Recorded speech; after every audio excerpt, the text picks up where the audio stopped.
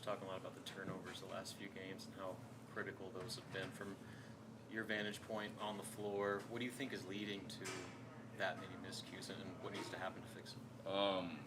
Some were sloppy. Some were just me getting sped up. I put a lot of that on me, just not reading the defense correctly all the time, and sometimes, just passing the ball loosely with one hand, just not really thinking in the moment or how detrimental the turnover may be, whether it's a travel or me just giving the ball to the defense. So, just a lot of sloppy ones that I need to correct. Just the fact that you're playing so many new guys. I mean, I think this other game was your 7th different starting lineup, but just that many new pieces working together, does that have anything to do with maybe some of the ball security issues? Not really. We're all used to playing with each other during practice. And sometimes it's, myself included, we just don't always adjust to the defense as well. Sometimes we're getting ran off our cuts, and there's just certain little small areas that we can be stronger in and better in.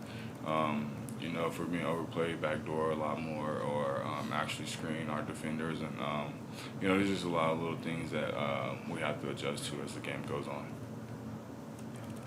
What do you remember about Penn State's offense and the challenges with their three-point shooting? What does that present to you guys? It's a little tough just because they're not as big, so they're able to play more out on the wing a lot more, and they got a lot of good shooters, and they have a really good guard that likes to post up. So you don't want to let him get going, but you also don't want to let him just be able to pick our defense apart and just spray out to shooters. So for us, stopping their shooters is probably the most important for us, and just having our rotations down.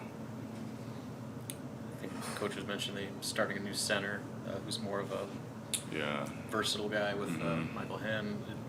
I know you've played against some of the biggest big guys in the country. Do you have a preference? Do you maybe mix it up against guys that are a little more similar to your skill set, or does it matter? It doesn't matter, but I like the challenge of what every big holds.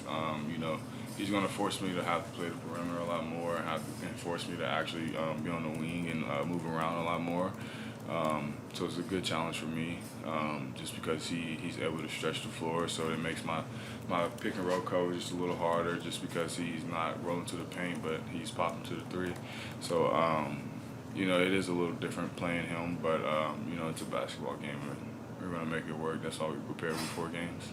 You guys obviously had the lead that last game about 12 minutes ago, and then scored 6 points the rest of the way. What did you guys learn from the film study about what you need to do to be able to sustain what you did in the first 28 minutes? Just take care of the ball. We've harped on it all year. It's up to us, and we came out the gate with so many bad turnovers. We came out of the gate with so many bad turnovers in the second half. And like you said, we're still up. I think it was like 52 to 50 or something like that. With so much time left. And I think we never just took the time to realize, as bad as it were, that we were still in the game. And it felt worse than what it looked. It probably looked worse as well. But it's just in those moments we need to hone on the opportunity and understand where we are at in the game, and just take care of the ball more and get stops, rebounds. Rebounds hurt us a lot. So just box out, get rebounds, and run our offense on offense. You guys got Blaze back for the first time in a while. How much? I know he's still easing back into it, but just having his presence in the front court, how does that help everybody else? I like his presence a lot, just because he's going to give up his body. He's going to play hard. He's going to, especially on defense. He's not scared of anyone. He takes charges, and he does what he can to do the right thing always. So having Blaze back is a blessing, because Will can finally play more of his position at the 4 position, and he can be more comfortable playing his role instead of having to play the 4 and 5 most of the time. Not to say that he won't play the 5 still, but he can just be comfortable with the 4 and get a lot more minutes at the 4, and by having Blaze back. So it gives us sort of a balance to have him back. else from there? Cool. Good guess? Everybody? Take it easy.